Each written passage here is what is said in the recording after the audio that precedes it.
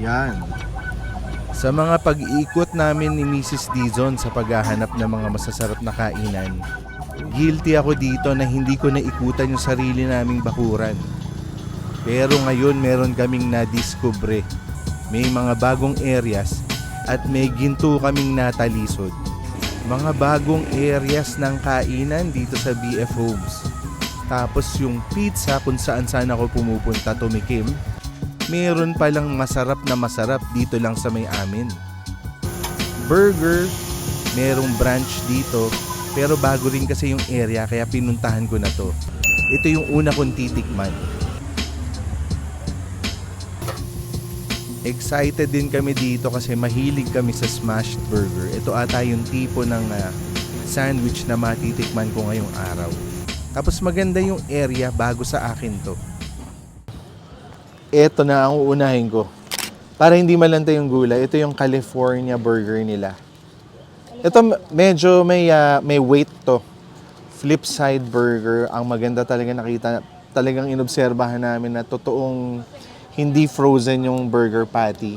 Talagang tunay na smashed burger. Talagang bilog siya, pinisa na ganon. Tapos ang iba-ibang burgers na tinry namin, ito, judging sa itsura, para tong yung nasa US na In-N-Out. Parang In-N-Out kasi meron siyang gulay, may American cheese. Pero ito, titikman ko na to. Dalawa rin ata yung patty nito, no? Tama, dalawang manipis. Yun yung style ng mga, yung mga smashed burgers. Tikman natin.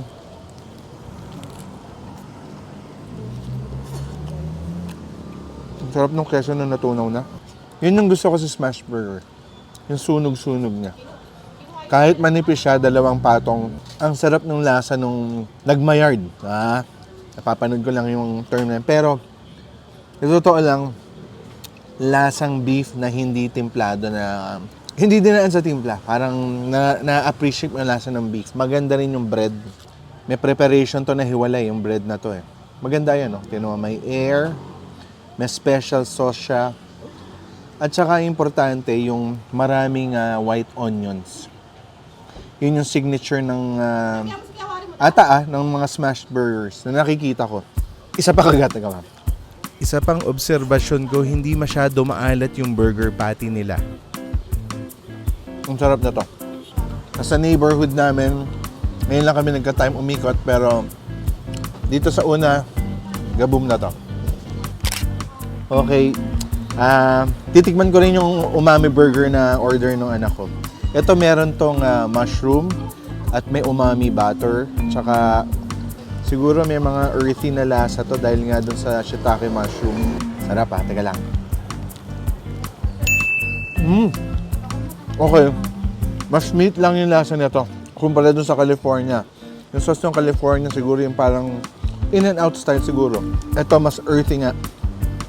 Konting tamis din yung sauce nito. Sa dulo lang. Tamis ba o asim? Parang gano'n. I'll be honest. Second time ko palang umorder ng umami burger. Ang first, dinala kami ni Quark sa LA. Nag-umami burger kami. May sikat na umami burger lang. To be honest, hindi ko maalala yung lasa ng umami burger niya. Pero alam ko, habang kinakain ko siya, nasasarapan ako. Ito rin, dahil hindi ako expert sa umami butter or kung ano pa yung ano na to, mas nagtatatak sa akin yung sarap ng pagkakaprito ng burger patty nila. I think ang na-miss ko dito, dahil mahilig ako sa lasa na medyo woody ng dill pickle, pinahiwalay din pala nung anak ko yung dill pickles na yan, nakasama nung onions. I think na-miss ko yung total experience. Pero dahil nakita ko nga ito na mahilig ako sa dill pickles, sigurado ko gabum yan magkakasama. So yung onions nila dito, parang malakas yung kulay ng orange niya. Hindi ko binasa ko in order ko lang. Titikman ko Sarap nito. Wow. Parang chips ang lasa. Kasi meron siyang powder. Medyo spicy. Pero ang sarap. Kompleto. Para ka nagbukas ng Doritos. Sa totoo lang.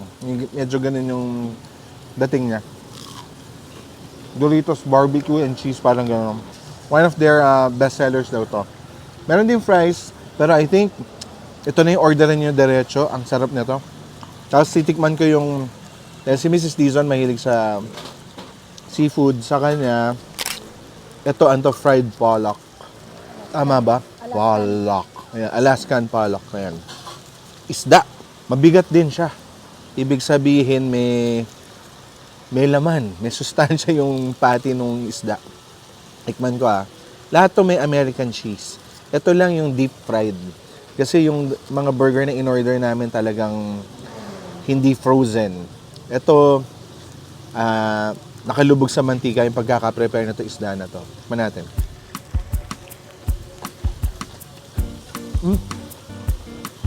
Masarap. Kakainin ko yung ito yung na-miss ko sa kanina. Yung pickles. Yun. Sarap. Sarap din yung sibuyas. Sobrang nagustuhan ko to. Hindi ko lang alam kung ano yung lasa Hindi namin na-order na yung shrimp Solid to kasi mahilig kami mag-eksperimento ng fish sandwich every time. Pag Lent season ilalabas sa mga Wendy's, sa mga McDo, Moss Burgers, yung subukan namin. Ito, isa to sa mga solid na fish burger na meron tayo. Ang ganda rin yung tinapay talaga. Solid So kung ano yung binayaran mo, yun yung malalasahan mo, yun yung matatanggap mo. Pero hindi size yung yung strong point. Kasi okay lang yun. Basta may presyo na yung burger na bibilin mo, ma-excite ka na, I'm sure. Kasi sarap yung usapan dito, yung quality ng meat. So far nagta-translate lahat nung nakita ko sa menu, nakita ko yung price, sabi ko, okay, nag-i-expect ako ng something. Hindi pa ako nabibigo. Masaya. So itong area ng Flipside Burgers na to, relatively new to sa mga sinaunang tao ng BF o Jackie Loville. Kasi noong 80s, 90s, early 2000, wala to. Walang kainan dito. So, ako nga late na ako dito siguro baka may mga ibang nagsara na dito. Nadadaan ako dati, naging inuman yung ibang parts dito. Pero ito, yung nakita ko yung flip side, ang dating sa akin nung bata ako, para siyang mas malaking ng konti doon sa mga, nung bago pa yung concept ng burger machine. Kasi may nakatayo, may griller, dalawa lang yung nagtatrabaho. Ito lang mas yung mas upper end kasi parang magaganda yung patty nito. Iba yung pricing nito. Pero ganun yung feel. Simple lang siya kung iisipin mo. Ang galing nung business model. Konti lang yung tao. Pero masarap yung produkto. Ako ang in-order ko, ito na yung nilast ko. Kakagatan ko muna bago ko fully ikwento. Ito yung Oklahoma. Ito ata wala rin itong gulay. Parang, I think yung California lang yung may Ayan, tingnan nyo. Talagang meat na meat lang. Pang carnivorous to. Mabigat to. Tapos kikwento ko kung bakit mabigat. Wala tong mushroom, pero mas marami tong sunog na karne. Tikman natin. Wow. Solid to. Ang sarap na to. Kasi, ito yung kwento ko. Bihira ang option na extra burger patty. Nakita ko dun Pwede, kung ano pwede kang umextra. So sabi ko, sige nga. Dalawang burger patty na siya Yun ang matik Tinatlo ko. Actually, pwede nyo pang gawing 4. Para talagang full meat experience. Ako tinatlo ko lang. Did not disappoint. Kasi medyo dumami yung gusto kong sunog, di ba? Ang dami ng mga burnt ends na yan. Feel na feel ko yung beefy goodness sa isa na to. Ang dami kasi nung patty. So, ang nangyari, on top dun sa presyo ng burger ko, nagdagdag lang ako ng 105. Sa tingin ko, sulit naman kasi gusto ko lang ma-experience ng, kumbaga, inangat pa. Sa lahat ng to, hindi kami nag-ketchup. Parang na-enjoy lang namin. Ako nagustuhan ko to. Ito daw yung bestseller yung Oklahoma. Kung ako magre-recommend, extra patty kung kaya nyo para sa full ngiti experience at saka don't miss the onion rings. Gaboom tong combo na yun pag nagawa nyo. So good find, Flipside Burgers. dito sa new area ng BF at saka ng Jackie Loville. Oh, eto na. Shift tayo into high gear. Ito na yung kwentong gusto kong sabihin sa inyo. Meron kaming na-discover na sa tingin ko dapat malaman nyo kung hindi nyo pa to alam. Ito yung kwento namin ng masarap na pizza place. So, tumawid lang kami. Literal, gumulan lang yung sasakyan. May parking din dito. So, bagong spot din to para sa amin. Ito yung mga spots na bago ako pumasok sa gate ng BF kung galing kang sukat. So, marami ka na kasi makakainan eh. Doon pa lang eh. Ito yung subok nga namin, mga bago sa amin ni Mrs. Dizon. Tiningnan namin yung menu, yung may mga apoy, fire. Yun yung mga best sellers. Ito yung Hawaiian Mafia. May prosciutto, may pineapple, tsaka may basil. Tikman natin, ang bango. Bango. Lahat lumabas na sabay-sabay yung in-order namin. Pero excited ako sa prosciutto. Amoy test. Sarap. Amoy roasted. Kasi, ayan, tinan mo yung burns nung crust.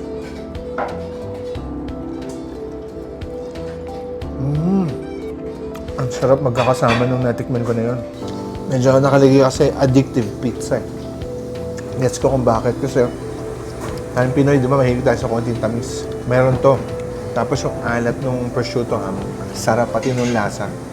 Pero ang pinakagusto ko yung nangingibabaw na bango nung garlic. Almost garlic bread like na pagkaluto nung bawang. Yung medyo puti-puti pa. Ganun yung lasa niya. Sarap. Tapos yung ano niya, yung lasa nung parang may roast na kasi yung lasa ng pinya. So parang nasunog yung asukal sa paligid. Kaya masarap din yung tamis niya. Masarap nga ito, nagulat ako. In theory, hindi ako mahilig sa Hawaiian pizza kami lahat. Pero in-order namin. Good gamble kasi meron siyang fire. Ibig sabihin, markado siya. Bread, yung crust, masarap siya. Queso, everything masarap, pati yung tomato sauce. Ito ata yung Hawaiian pizza na number 1 sa list ko ngayon. Hindi ako mahilig doon parang ito, masarap to. So dito sa Fritza, yung margarita, meron ding apoy. Ibig sabihin, dapat yung orderin. Lately naman yung mga pinupuntahan ng pizza places yun yung mga dapat din matikman ni margarita. Napakasimple lang eh. Queso, basil at masarap na... Siyempre, masarap dapat yung crust. Masarap din yung tomato sauce. Ganda talaga yung crust. Alam niyo yung crust na may lagkit pa habang gitna mo kinakain. Ano ko ba ma-explain? May mantika ng konti dahil nang galing sa ibabaw na bagay na bagay na... Ibang experience din doon sa... Siyempre, iba naman yung New York pizza, no? Pero may kasing, kumbaga, lalaban siya. Masarap siya. Tikman natin tong margarita.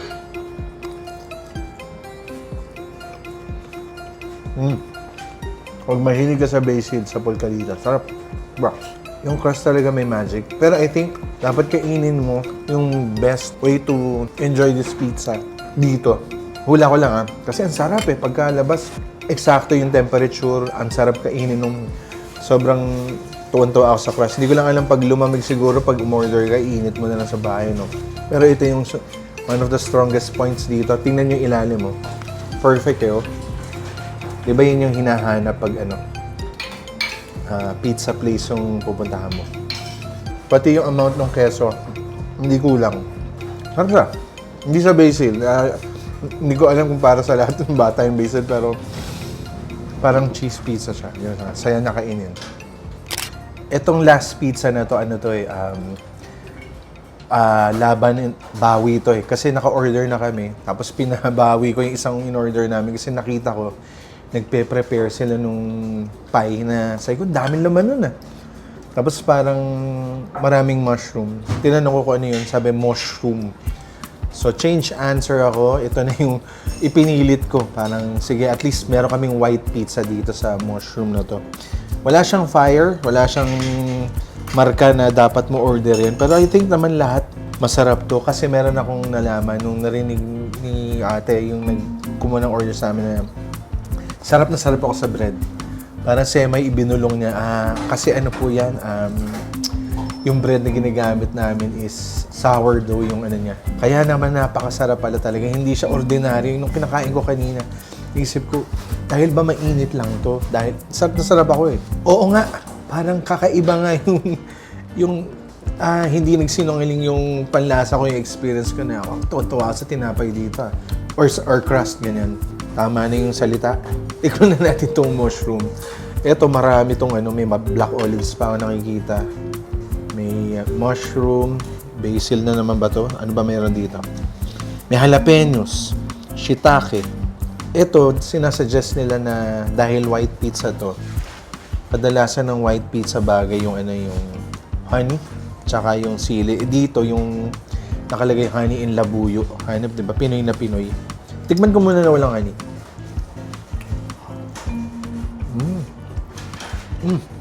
May spice to. Earthy. Dahil sa mushrooms. Spicy. Hindi ko alam kung saan nanggagaling. Dahil sa jalapeno.